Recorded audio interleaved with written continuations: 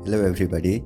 I think धेरैजनाले MBBS scholarship सिटमा admission गराइसक्नुभयो होला र पछि पनि पेइङमा अलमोस्ट सबैजनाले एडमिसन गराउनुहुन्छ।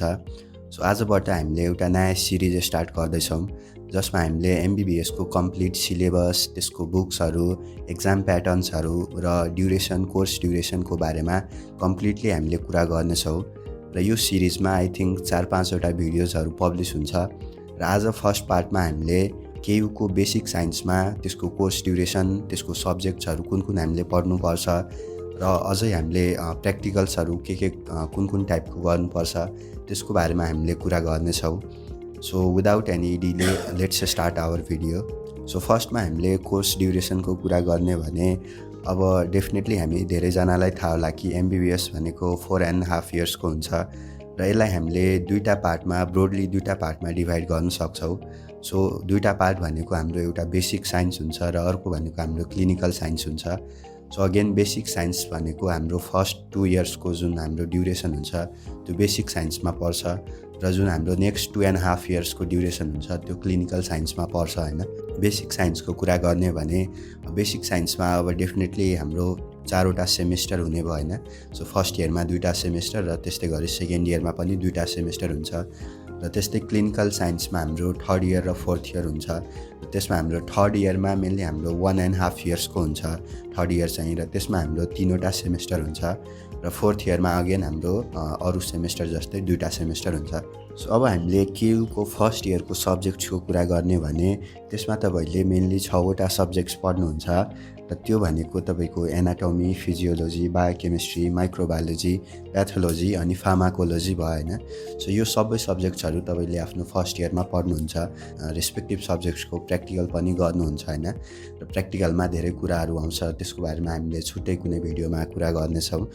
र त्यस्तै अब हामीले फर्स्ट इयर गरिसकेपछि अब तपाईँको यसको अब डेफिनेटली तपाईँको इन्टर्नल एक्जाम्सहरू हुन्छ होइन, र त्यस्तै तपाईँको प्री युनिभर्सिटी एक्जाम भयो र एउटा फाइनल तपाईँको युनिभर्सिटी एक्जाम चाहिँ हुन्छ। यहाँ हामीले अझै डिटेलमा कुरा गर्ने भने हाम्रो अब जस्तै पढाइ भनेको सेमेस्टर जस्तै हुन्छ, बट हाम्रो एक्जामिनेसन चाहिँ इयरली सिस्टममा हुन्छ।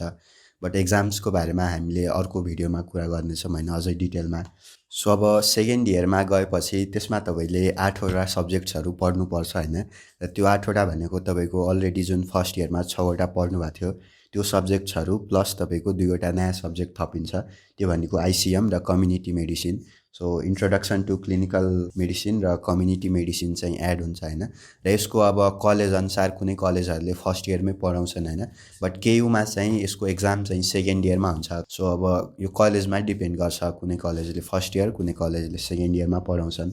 सो यो भनेको हाम्रो सब्जेक्ट्सको कुरा भयो होइन। र फेरि अब यसमा भने कम्युनिटी मेडिसिनमा तपाईँले डिफ्रेन्ट फिल्ड भिजिट्सहरू गर्नुहुन्छ होइन, साइट भिजिटहरू गर्नुहुन्छ र बेसिकली त्यसमा चाहिँ तपाईँले कम्युनिटीसँग कसरी इन्टरेक्ट गर्ने त्यो कुराहरूको बारेमा बुझ्नुहुन्छ। सो एनिवे यो भनेको हाम्रो सब्जेक्ट्सको कुरा भयो होइन। र अब नेक्स्ट भिडियोजमा हामीले क्लिनिकल साइन्सको कसरी हुन्छ, त्यसमा जुन पोस्टिङको कुराहरू हुन्छ होइन, त्यो सबैको बारेमा डिस्कस गर्नेछौँ र सब्जेक्ट्सहरू कसरी हुन्छ, एक्जाम्सहरू, त्यो सबैको बारेमा हामीले नेक्स्ट भिडियोमा, र त्यस्तै गरी अरू भिडियोजहरूमा हामीले अब फर्स्ट इयरमा हामीले कुन कुन बुक्सहरू पढ्दा राम्रो हुन्छ प्लस भिडियोजहरू हुन्छ होइन।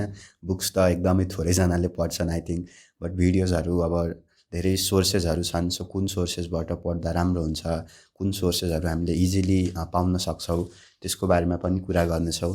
र प्लस अब एक्जाम प्याटर्न्सको कुरा भयो होइन, र त्यस्तै गरी अर्को भिडियोजहरूमा हामीले टियुको सिलेबसहरूको बारेमा नि कभर गर्नेछौँ। सो त्यो सबै भिडियोजहरू तपाईँले मिस गर्न चाहनुहुन्न भने यो च्यानललाई सब्सक्राइब गर्नुहोला र साइडमा रहेको बेल आइकन पनि प्रेस गर्नुहोला। सो अब हामी अर्को भिडियोमा भेट्नेछौँ। See you in the next one. Good by.